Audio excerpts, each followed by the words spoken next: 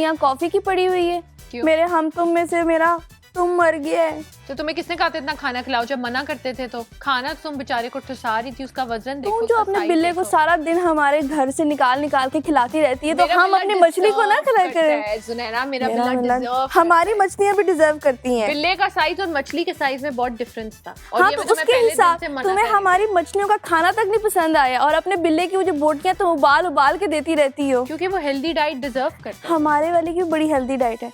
लेकिन खैर वैसे भी हम तो अभी भी जिंदा हैं, तुम तो नतालिया थी। I just love this part। वैसे अच्छा एक बात बताओ, मैं सोच रही थी तुम्हें लगता है मुझे जनरली और जेन्युइनली मुझे फिलर्स करवाने का बहुत शौक है? I don't think so। हमारे तो यार थोड़े प्लम्पी लिप्स हैं, तो नेचुरल है ना। तो मैं यही बता रही हूँ ना, तो मेरे नहीं है ना, मुझे जो इस घर में मैं करवाऊंगी वही तुम लोग सारे करवाओगे। नहीं जनरली ना, सीरियस होके बताओ, तो मैं लगता है कि मुझे करने की जरूरत है, because I really like that Fuller lip effect. और मैं हर रोज मेकअप भी नहीं कर सकती, अब मुझे करना पड़ रहा है तो वो मेरी मजबूरी है। इस बात से मैं अगर इसको ऐड करूं तो on a very serious note, you don't need it. Why? Give me reason for that. Give me reason. अच्छा, मैं अगर कुछ रीजंस दूं तो यू हैव माशाल्लाह perfectly beautiful lips and features. ठीक है। पहले तो मैं इस चीज़ को कहूँगी कि अल्लाह ताला ने तुम्हें इतना अच्छा क्रिएट किया है। ठीक है। और अल्लाह ताला की बनाई हुई कोई भी चीज़ को हम जब उसमें कुछ डिस्टर्बेंस लेके आते हैं ना, तो वो हमेशा ख़राब हो जाती है। सही। एक तो ये बात है। और वैसे भी तुम हमेशा से इंडोर्स करती हो कॉन्फिडेंस को, एक्सेप्टेबिलिटी को। हाँ। तो फिर अगर हम ही इन चीज़ों को इंडोर्स करना स्टार्ट कर देंगे, ठीक है। मैं ये नहीं कहती हूँ कि फिलर्स और बुटॉक्स ये सब कुछ बुरा है। देखो हर चीज़ के साइड इफेक्ट्स हैं और उस चीज़ के कोई इफेक्ट और उसके कुछ जो है एडवांटेजेस हैं। ठीक है। जैसे कुछ लोगों का लिप खराब हो जाता है, डैमेज हो जाता है, कट लग जाता है या कुछ ऐसा हो जाता है, तो वो डेफिनेटली कराएं। लेकिन जैसे तुम्हारे लिप्स है माशाल्लाह खूबसूरत है और तुम्हारे आईज और चीज को जो है वो साथ मैच कर रहे हैं, इसको तुम और करोगे तो जो बाकी तुम्हारी आईज हैं मेरे ख्याल से तो वो दब जाएंगी, चीक्स है वो दब जाएंगी। लेकिन मैंने ब्रैट्स जैसे लिप तो नहीं करने ना, मैंने एक मिनिमल प्लम्पीनेस मुझे एक प्रोमिनेंसी में दिखाने।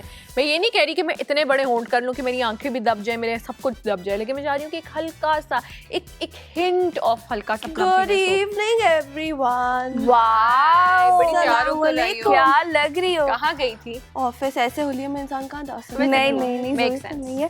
लेकिन वैसे आपस की बात है, ये तुम्हारा बैग हमें बड़ा आई कैचिंग लगा है। I love the yellow color that you यार ये इतना पुराना हो गया बेचारा, अब तो इसकी हालत खराब हो गई, लेकिन still I'm using it। नहीं तुम्हारे आउटफिट के साथ ये बहुत ज्यादा प्रोमिनेंट लग रहे हैं। It's getting very One more catchy। compliment। हाँ, चलता फिरता खाने का इश्तिहार लग रही है ना, चिप्स और बर्गर वाला। मैं पहुंच गई हूँ। अच्छा बताओ क्या बात है, तुम लोग तो आज बड़ी डीप डिस्कशन में हो। हम लोग जरा आज तैयार हो। एक बात में क्या? तुम तो मर ही गई। तुम मरी हो, मार दिया हम तो जिंदा है। इसने तुम्हें मार दिया, ये खाना खिलाया, इतना खाना खिलाया कि अब वो बेचारी को। मैंने तुम्हें सुबह जाते हुए भी मना किया था जब तुम इतना बड़ा वो बक्सा निकाल के जा रही थी कि उसको खाना मत डालो, ये मर जाएगी। अब वो देखो बेचारा एक अकेला रह गया और तुमने उसकी लाश को भी पानी में छोड़ दिया। और वो पानी भी गंदा रखा हुआ है, जस्ट इन केस दूसरा भी मर जाएगा। तुम आओगे उस लाश को खुद निकालोगे, क्योंकि मैं नहीं, फिर तुम कहती मुझे घर से निकाल दिया। यार देखो जरा मनाहिल, तुम्हें जरा भी दुख नहीं हो रहा? मुझे? हाँ। नताली का क्या दुख? सही देखो, ये पॉइंट ये आप इसने एक जानदार को मारा है, सो अल्टीमेटली ये कातिल है। और हाँ, तुम्हें गिल्टी होना चाहिए। बना दिया, वो नेचुरल डेथ हुई है। मैंने कोई इसका गला घोट नहीं बनाया। तुमने उसको इतना खाना क्यों खिलाया? हम तुम्हें मना भी कर रहे थे ये इसके बिल्ले की नजर लगी है, ये उस वक्त से ये और इसका बिल्ला आंखें फाड़ के मेरा बिल्ला है। इंसान भी अगर ओवर फीडिंग करे ना तो मर जाता है, तो वो भी मत करो और उन्हें भी मत कराओ। की जरूरत नहीं है। द फन पार्ट इज कि मैं सोच रही हूं that I need to get my fillers done. I want to get fillers of what? Fillers of होंठ ना, होंठों को करवाऊंगी ना। लेकिन तुम्हें आई गेस आईब्रो फिलर्स तुम्हारे लिए जरूरत है। मतलब तुम्हें ना थोड़े से ना यहाँ से भी फिलर्स करवाने की जरूरत है। कि मेरी गर्दन छोटी है? हाँ, बड़ी छोटी सी। तो तुम्हारी कौन सी लंबी है? तुम्हारी कौन सी सुराई? गर्दन हिरनी जैसी फिलर है। तुम्हारी हिरनी जैसी नहीं, तुम्हारी भी इतनी सी गर्दन है। गर्दन पे कौन सा फिलर्स होता है? पता नहीं, अपने पास से बना लिए। सैगी हो जाते हैं ना अक्सर लोग यहाँ पे। उसकी सैगी नहीं है, सैगी नहीं है, उसको हाइपो कहते हैं। मुझे कहते थोड़े से बड़े। मतलब तुम्हारी, मैं कहती हूँ कानों में भी फिलर्स करवा लो। मेरी बात सुनो मनाइल, तुम्हारे जो लिप्स है वो तो मेरे ख्याल में बिल्कुल नेचुरल है। Because I am putting my makeup on ना, मेरे इतने कोई प्लम्पी लिप्स तो नहीं है। तो इतने प्लम्पी तुम्हें चाहिए नहीं, तुम्हारी आंखों के और फीचर्स बाकी बहुत प्लम्पी हैं ऑलरेडी, तो तुम्हें क्या जरूरत है कि तुम मुझे नहीं यार, मैं ब्रैट्स जैसे होंट नहीं कह रही हूँ कि एक हल्का वो ब्रैट्स जो कार्टून आता था, वो जो जिनकी शक्ल तुम्हारी जैसी होती थी ना, बड़ी बड़ी। हाँ एग्जैक्टली, ये अंदर इतना बड़ा उनका मुंह होता था। ये वो जलन है जो अंदर से निकली है अभी तुम्हारी। तुमने अभी मुझे तो मैं बहुत चाह रही हूँ तुम इसको इग्नोर करो, मैं बहुत चाह रही हूँ कि मैं अपने होंठों को हल्का सा प्लम्पी फील करवाऊं। I want to get that procedure done. वैसे मेरा ख्याल है कि अगर तो तुम ना कराओ तो फिर ज्यादा ठीक है, लेकिन रीजन ये मुझे कन्विंस करी थी एक रीजन की वजह से, क्योंकि तुम्हारे फेस के एक तो तुम्हारा फेस वैसे ही राउंड है, ठीक है, फिर तुम्हारे फीचर्स बड़े बड़े हैं, तो अगर पहले 2-3 मतलब she has high cheek bones हैं, फिर उसकी आंखें बड़ी बड़ी हैं, तो अगर उसके ऊपर लिप्स भी बहुत फुलर होंगे तो क्या पता वो अच्छे ना। तो फिर मैं किम करदाशियन लगूंगी ना, मैं अपने आप को किम करदाशियन क्यों? वो तो कभी-कभी हमें वैसे भी लग रही होती है, तो तुम्हें कुछ ना भी करो। I want that, you know, I want that look। अच्छा, मैंने वैसे देखा है कि तुम्हें अगर ये कराना भी हो, तुमने इरादा कर भी लिया है, तो भी तुम्हें बहुत ही किसी ऐसे बंदे के पास जाना होगा जिसके बारे में तुम्हें सारे पता हो, एक्सपर्ट, क्योंकि आजकल इतना ज्यादा लोग, इससे एक मैं बात बताऊं, बगैर डिग्री और बगैर अथॉरिटी के ये काम कर रहे हैं। उस दिन क्या हुआ, मैं एक वो पॉडकास्ट सुन रही थी कि एक मशहूर एक्ट्रेस बता रही थी, कह रही थी कि वो इतना उसने कहीं अजीब जगह से ये पता नहीं क्या होता है फिलर्स और बोटॉक्स करवाया कि उसका एक हिस्सा पैरालाइज हो गया। ओह माय गॉड, वो मूव नहीं कर सकती थी। तुम्हें पता है कुछ दिन पहले एक एक्ट्रेस की रील वायरल हुई थी, वो ऐसे होंठ घुमा घुमा के बोली, तो सब कहते थे कि इसको क्या हो गया, बेसिकली उसकी ये सारी हिस्सा पैरालाइज हुआ था। That's basically I think that's botox. हां, and fillers are different. Fillers तो आपकी हॉलीवुड के बहुत सारे एक्टर्स और एक्ट्रेसेस हैं जिन्होंने ये चीजें करवाई हैं, और बहुत सारे एक्टर्स और एक्ट्रेसेस हैं जिनकी ये खराब हुई है। हॉलीवुड को छोड़ दो, पाकिस्तान तो अगर वहाँ हुई है तो यहाँ पर सोचो क्या हालत करते होंगे लोगों। बट आई थिंक ऐसी कोई बात नहीं है। देखो, मार्केट में सेग्रीगेशन है, जैसे दुनिया में अच्छे लोग हैं, बुरे लोग हैं, इसी तरह डॉक्टर्स में भी कुछ क्वालिफाइड होंगे जो ये चीज। यही मैं तुम्हें कह रही हूँ कि तुम्हें एक बहुत ही क्वालिफाइड क्या कहते हैं उसको, एस्थेटिक डॉक्टर। अच्छा, ये काम भी इतना मुश्किल है उनके डॉक्टर्स के मुश्किल यार। जस्ट बाय द वे, अगर तुम मुझे इससे पहले एक बात करी थी और वो ये बात थी कि मुझे अपनी आईब्रोज की माइक्रो ब्लेडिंग करवानी चाहिए rather than getting my fillers. दो चीजें होती है, मैंने सुना है कि एक तो माइक्रो ब्लेडिंग होती है, ठीक है, और एक होता है कि आईब्रो का भी फिलर होता है। दोनों होते हैं, जैसे वो फिलर और होता है, दैट इज डिफरेंट। नो, मैं तुम्हें बताती हूँ, तुम गलत कह रही हो। वो आपकी बोटॉक्स फिलर इज लाइक जब आप अपनी स्किन सैग कर रही है। अब जैसे तुम्हारे ये यहाँ पे जो है ना, ये तीड़ियां नहीं पड़ती जो हमें गुस्से से लाइनें, द लाइंस, नहीं तीड़ियां ज्यादा, तीड़ियां, ये तुम्हें तीड़ियां सबको समझाना चाहती है, तीड़ियां पड़ती है ना। तो बेसिकली ये उन, अब तुम यहाँ पे करवाओगे ना अगर अपने ये बोटॉक्स एग्जैक्टली। फिलर का मतलब होता है वॉल्यूम देना, प्लम्प करना, और बोटॉक्स का मतलब होता है ये लाइंस। तो तुम्हारा ऐसे करके बड़ा प्यारा सा माथा हो जाएगा, स्ट्रेच्ड आपकी आईब्रोज, और ये तो वैसे घूर के, जब तुम्हें घूर के देखोगी ना तो मैं ऐसे करके देखूंगी, तो अब जब ऐसे करोगे ना, तीड़ियां नहीं पड़ेंगी, तुम्हारी आईब्रोज को हो जाएगी, फिर थोड़ा सा प्यारा घुना हुआ लगेगा। नहीं, अच्छा खैर, ये क्या मजबूत बातें कह रही है। मैं तुम्हें टॉपिक पे ये बात बता रही थी कि मैं अपने आईब्रोज को इसलिए माइक्रो ब्लेडिंग नहीं करवाती because I am confident about it. मैं अपने लिप्स के बारे में कॉन्शियस नहीं हूँ, मैं इसको एज अ शॉक को कंप्लीट या इसको इम्प्लीमेंट करना चाह रही हूँ। मैं ये नहीं हूँ कि मेरे होंठ छोटे हैं तो मैं बड़ी कॉन्शियस हूँ या मैं अंडर कॉन्फिडेंट हूँ। मैं इस चीज को भी अपने आप को एज अ शॉक के तौर पे लेके जा रही हूँ। ये नहीं है कि हाय मैं ये चीज करना चाह रही हूँ, मैं अपनी ब्यूटी को एनहांस करना चाह रही हूँ। जब एक चीज बन गई है, खूबसूरत आप लग रहे हैं, कॉम्प्लीमेंट आप लग रहे हैं। मैं कई लोग देखा पागलों की तरह बैठ के शीशे के सामने, इसको हम कम कर दें, इसको कम कर दें, इसको कम कर दें। ये सुनहरा वही है कि अभी से 40-45 की होने दो, ये भी डॉक्टर के पास बैठी रहेगी, ये कहेगी कभी यहाँ पे टीका लगा दे, कभी यहाँ पे टीका लगा।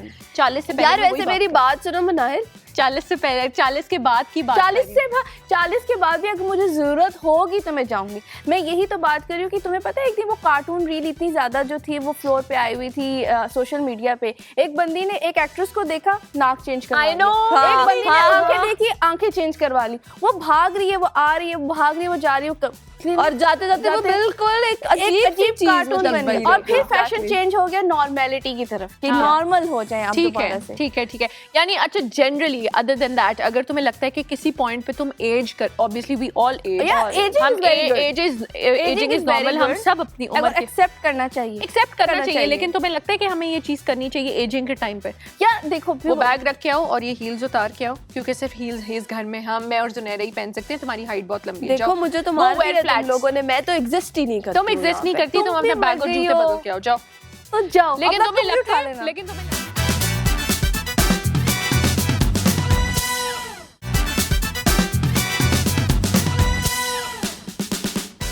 अच्छा वैसे एक चीज भी मुझे बड़ी अट्रैक्ट करती है हम ये बोटॉक्स के बारे में बात करते हैं अक्सर लोगों की ये चीज ना तुमने एरब्स की देखी है बड़ी यार ये चीज इतनी लिफ्टेड होती है आई रियली लाइक इट मैं नहीं करवा रही लेकिन मैं एक चीज तुम ठीक कह रही हो हमें डिस्कस तुम्हारा गम बांटने के लिए मैं चाय ले आई तुमने हिले क्यों नहीं मैं बताती हूँ क्योंकि मेरी एक फ्रेंड जो है वो अभी आ रही है और मैं और वो उसके बाद कुछ चाय कॉफी पीने के लिए बाहर भी जाएंगे तो मैंने उनको बोला कि तुम लोग सारी ये बातें कर रहे थे तो वो एक एस्थेटिक फिजिशियन है ठीक है आजकल मेरी ना जबान मेरा साथ नहीं है तो उनको जो है मैंने तोतली हो गई तो उनको मैंने कहा कि आप जब आ ही नहीं है तो आते आते ना मेरी दोस्तों से भी मिलती जाए क्योंकि मैं तुमने अभी मुझे बताया कि तुम फिलर्स करवाना चाह रही हो मैंने कहा तुम उनसे बैठ के डिस्कस करो और उनसे बात करो। इस हवाले से मुझे आज तक ये नहीं समझ आई कि तुम दोनों में इन पर्टिकुलर तुम लोग ऑफिस से आते हो थकी टूटी उसके बाद तुम लोगों की इतनी सोशल एनर्जी कैसे मेंटेन रहती है यार इसकी तो बहुत ही ज्यादा एनर्जी है ठीक है मैं तो कभी कभी बताती हूँ इसका राज या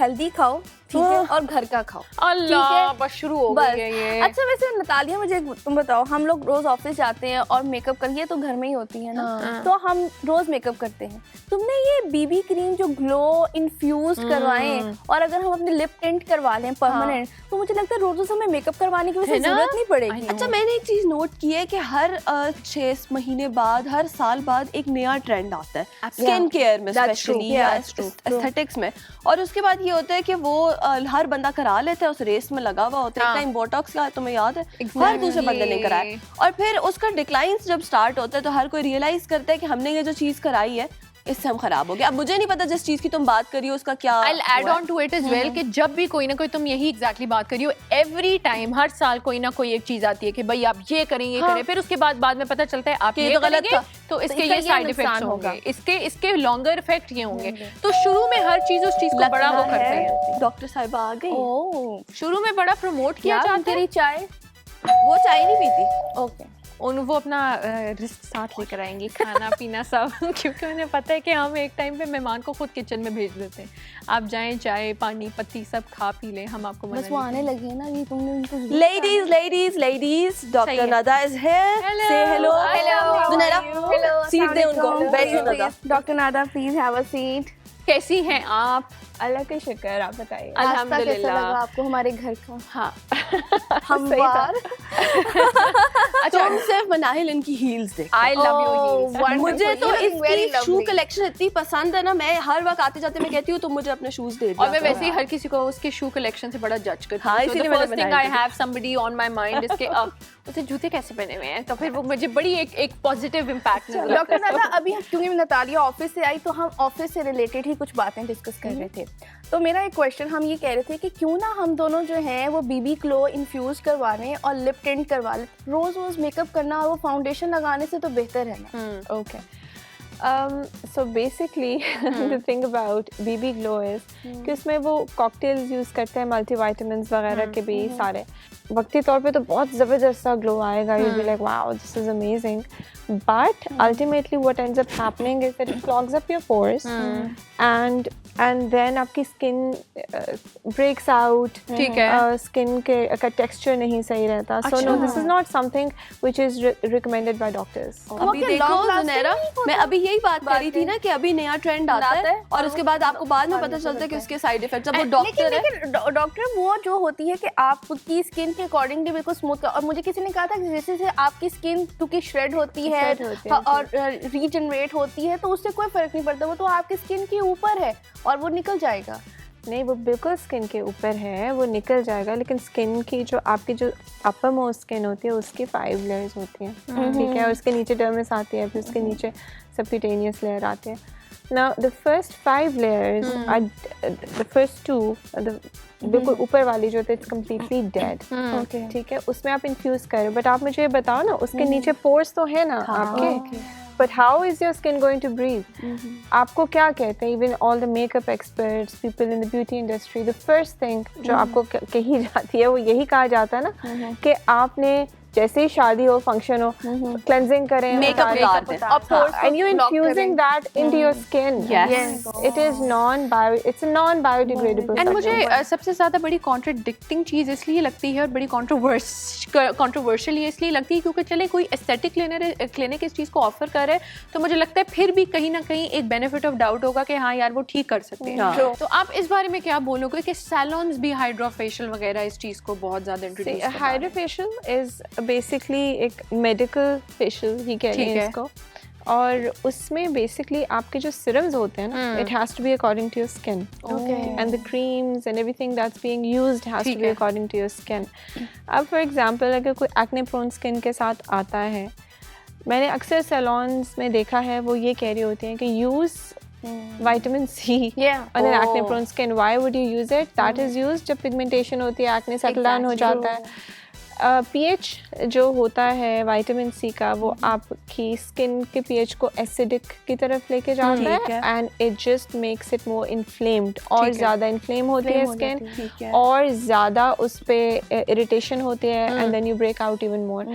सो यस, इफ़ जैसे बाहर के मुल्कों में सैलून्स में प्रॉपर ब्यूटिशियन के कोर्सेज होते हैं जिसमें आपको ये सारी चीज़ें सिखाई जाती हैं. I worked in Saudi as an aesthetic physician, तो उधर सैलून्स के बड़े स्ट्रिक्ट रूल्स थे, यू नो, एंड यहाँ पे अनफॉर्चुनेटली वो चेक एंड बैलेंस नहीं. इसीलिए मैं मनाहिल को कह रही थी कि अगर तुमने कुछ भी करवाना है तो तुम अपनी रिसर्च पूरी रखना कि जिसके पास तुम जा रही हो that person has to be certified. अच्छा डॉक्टर, अब उन्होंने हाइड्रोफेशियल की बात की, आप हाइड्रोफेशियल करवाने का आपकी स्किन ओवर सेंसिटिव हो जाती है, और हमें अगर क्लिनिक से निकलते हैं तो सन एक्सपोजर बहुत मिलता है, तो उसका फिर आप होते हैं कि हम कैसे इसको स्केप कर सकते हैं सन एक्सपोजर को, या प्रोटेक्ट कैसे कर सकते हैं? प्रोटेक्शन जो सबसे फोरमोस्ट थिंग जो होती है वो आपका सनब्लॉक होता है. It has to be according to your skin type and your texture, and oily है, ड्राई है, कॉम्बिनेशन, उसके मुताबिक आपने सनब्लॉक यूज़ करना होता है. बट देन अगैन सनब्लॉक आपके 100% रेस को नहीं ब्लॉक करता.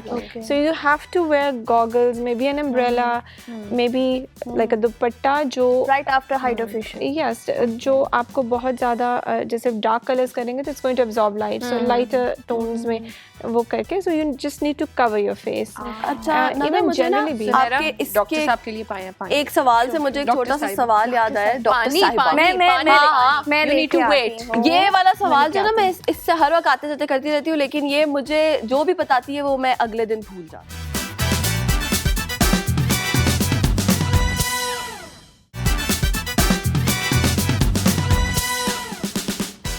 हाँ नदा, मैं आपसे ही पूछ रही थी कि मनाहिल मुझे अक्सर कहती होती है कि नतालिया, ये मुझे इसकी सन ब्लॉक वाली बात से याद है, ट्रे किधर है? ट्रे नहीं मिली ना, गेट टू द पॉइंट, लड़ो बाद में लड़ना. अच्छा, क्वेश्चन मेरा ये था कि अक्सर मुझे मनाहिल कहती होती है कि नतालिया तुम ना सन ब्लॉक लगा के रखा करो, मॉइस्चराइजर लगा के रखा करो. मैं इसको ये कहती हूँ कि मैं जब दोपहर में धूप में निकल रही हूँ बाहर तो मैं सन ब्लॉक लगा लेती हूँ. अब जब ये जैसे रूटीन एक फॉलो करती है, ये करती है, आप वापस आए और वापस आके आपने नाइट केयर किया. अब नाइट केयर में भी आप एंड मॉइस्चराइजर पे कर रहे हैं, तो आपकी स्किन को ब्रीथ करने का टाइम कब मिलता है? See, the thing is, जहाँ तक आप मॉइस्चराइजर की बात करते हैं एंड सनब्लॉक की बात करते हैं, तो सनब्लॉक तो आपने जनरली ये एक मिथ चली आ रही है कि घर में भी लगाएं. हाँ, exactly. You don't do that. ठीक है, especially for people with acne prone skin, it's actually going to clog your pores.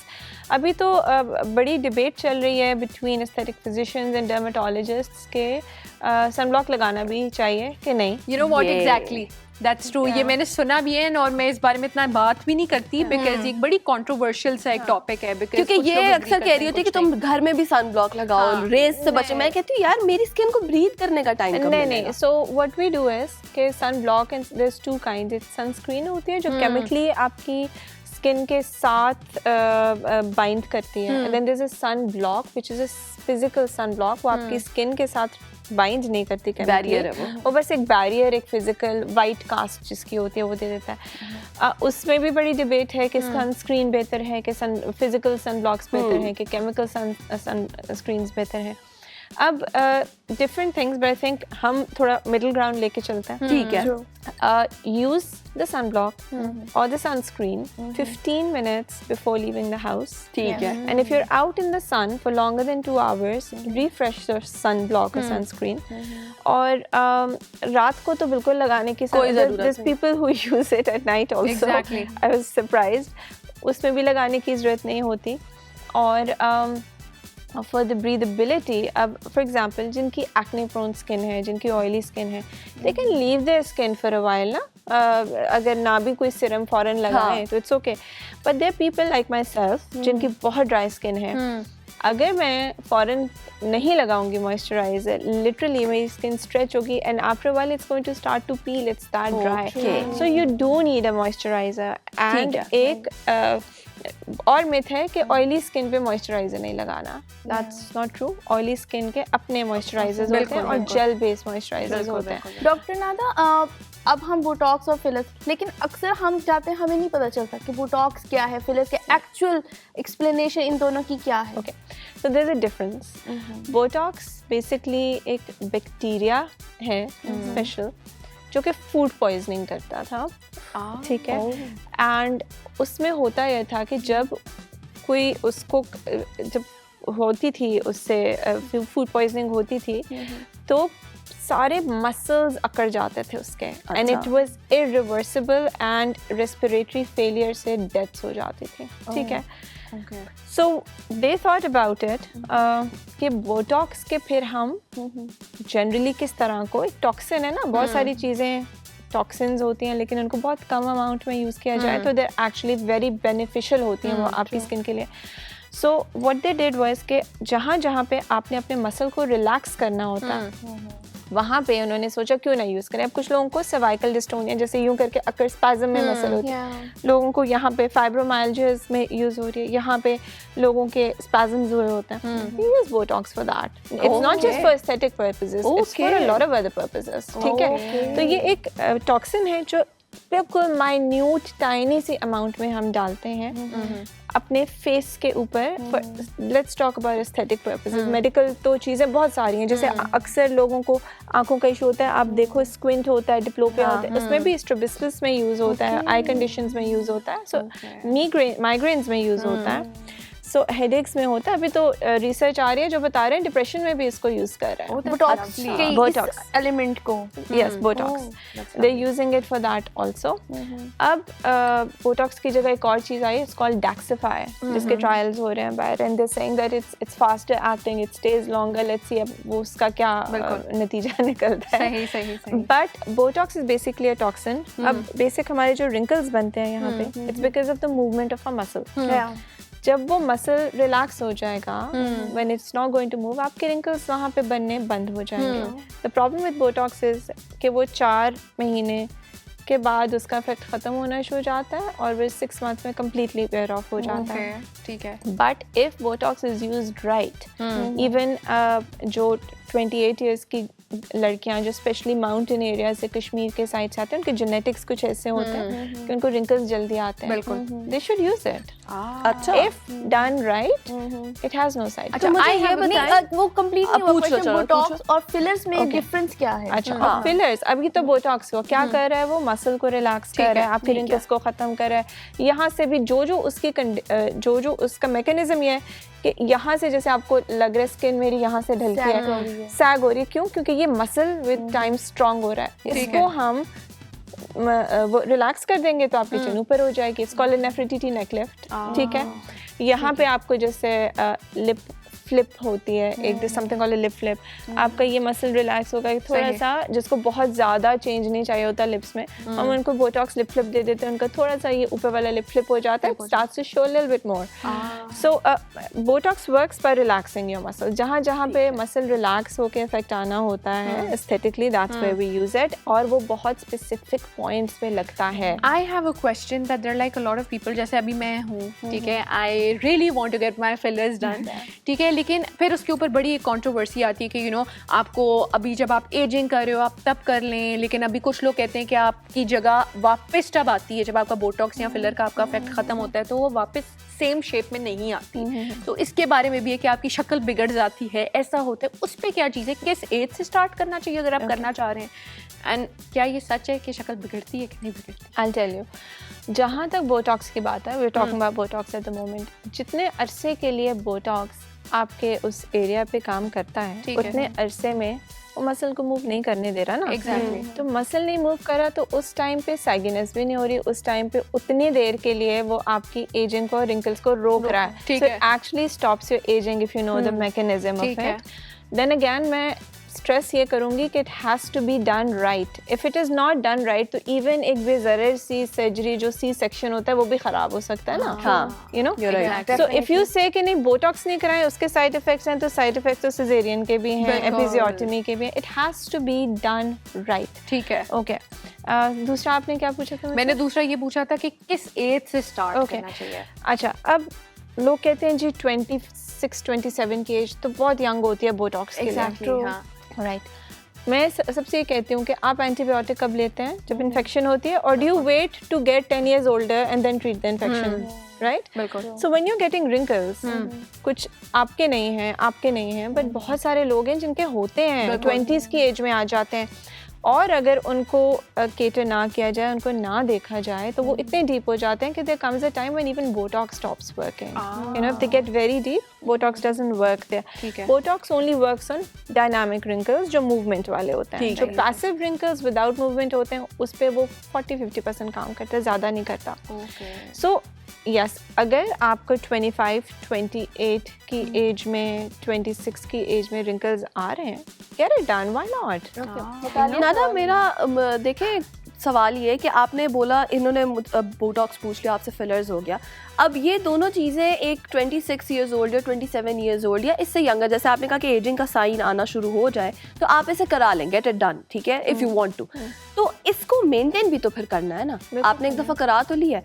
क्या आप समझती हैं एज अ डॉक्टर कि एक बंदे इंसान के लिए इसको मेंटेन करना for a life long time, 50 years, 40 years practically possible है, और क्या इसके कोई साइड इफ़ेक्ट्स होंगे? फिर इसके साइड इफेक्ट्स ऐसा लाइक आई सेड नहीं होते। ये होता है बिकॉज ये मसल में, अभी बोटॉक्स की बात हो रही है, फिलर की नहीं हो रही। ठीक हो गया। सो बोटॉक्स में ये है कि आपके मसल को ये जब रिलैक्स करता है, because your muscle doesn't move, तो आहिस्ता आहिस्ता there something called disuse atrophy, when you not moving your muscles. जैसे लोग पाहिज हो जाते हैं तो उनके मसल्स की एक्सरसाइजेज होती हैं, इफ यू नॉट इनएक्टिव हो जाता है muscle, so it becomes inactive. ठीक है, मेंटेन करना बिल्कुल पॉसिबल है।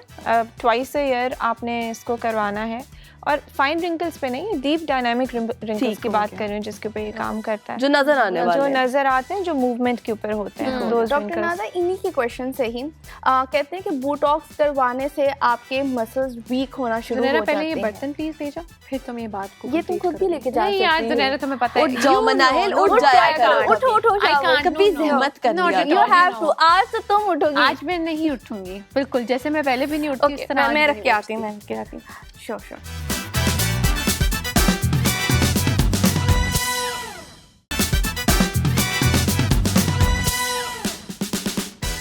जी ज़ुनैरा, बोलें, क्या बोलना चाह रही थी आप? डॉक्टर नादा से मैं वही वाला जो आपसे मैंने क्वेश्चन किया था, बैठने तो दिया करो तुम लोग, साथ ही बोलो, पूछो। अच्छा डॉक्टर नादा, मैंने जो अभी आपसे क्वेश्चन कर रही थी, ये तो है इस तरह की कि आप बोटॉक्स करवाने से आपका जो मसल है वो वीक होना शुरू होता है, तो कितनी, मतलब अगर ये वीक होता है तो फिर कितनी फ्रीक्वेंसी के बाद हमें बोटॉक्स करवाना चाहिए? बोटॉक्स का जो अभी लेटेस्ट रिसर्च आई है, you should not gate Botox done 3 महीने पहले, मतलब विद इन 3 months। अच्छा, बोटॉक्स डन, बिकॉज उसमें होता है कि आपकी बॉडी बोटॉक्स के खिलाफ एंटीबॉडीज बनाना शुरू कर देती है, इट बिकम्स लेस इफेक्टिव। सो 3 महीने से पहले कुछ लोगों की बहुत एक्टिव मसल होता है, कुछ लोगों के आ जाते होते हैं हल्के मोटे wrinkles. Do not even think about getting Botox done. अच्छा, I have a question because I get to encounter people, you know, from the makeup line and stuff like that. तो मेरे बड़े clients होते हैं जिनकी naturally यहाँ पे ना एक लाइन होती है। अब वो मेकअप, वही वाली बात है कि एक लाइन है, वो naturally मेकअप उस चीज़ को कितनी देर तक छुपा सकता है? Obviously possible नहीं है।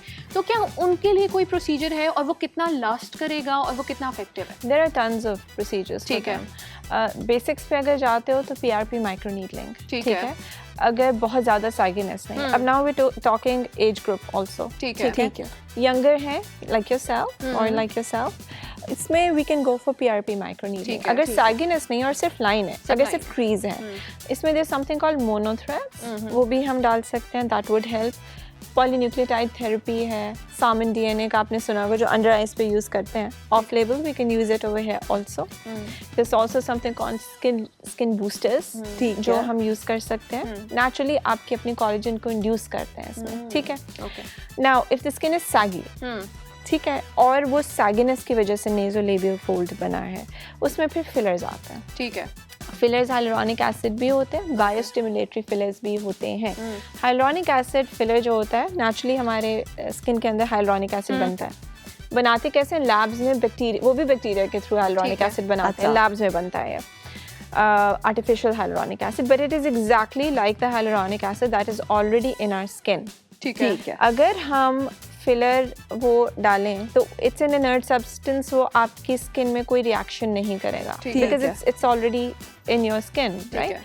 सो आपकी बॉडी इसको पहचानती है. तो उसमें अगर सैगीनेस ज़्यादा है तो आपने फिर नेज़ोलेबियल के साथ साथ यहाँ पे भी थोड़ा सा फिलर डालना है. एक तो हाइलुरोनिक एसिड फिर इट्स जस्ट फिल्स यू अप.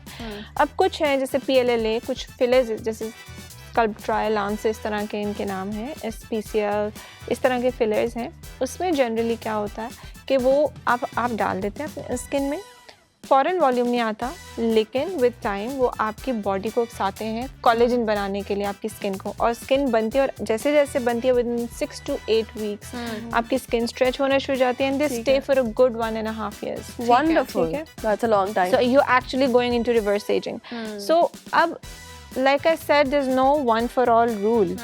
ठीक है. It is according to your age, according to your skin type, according to your the level of your sagginess, the level of your fold, the level of your wrinkles. So it's everything that we need to consider, not just, you know. अच्छा, मुझे ये बताओ कि अगर कोई बंदा diseased हो, diabetes है, ब्लड प्रेशर है, क्या आपका कोई जो आप यूज कर रहे हो कोई भी ट्रीटमेंट उसके साथ ओवरलैप करता है? आपको मेडिकल हिस्ट्री लेनी पड़ती है? बिल्कुल लेनी पड़ती है. डायबिटीज़ का कोई ऐसा इशू नहीं होता because the stuff that we use is only skin deep. ठीक हो गया. But we have to make sure कि अनकंट्रोल्ड नहीं है डायबिटीज. ठीक है. You know, it should not be. तो आपको मेडिकल हिस्ट्री चाहिए. There is more, they become more prone to infections. जिनकी अनकंट्रोल्ड डायबिटीज होती है उनकी हीलिंग भी फिर इतनी अच्छी नहीं होती. So we need to know that.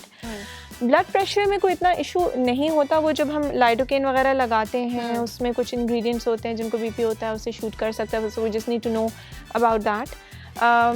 As far as heart patients are concerned, yes, उसमें हमने कुछ चीज़ें देखनी होती हैं.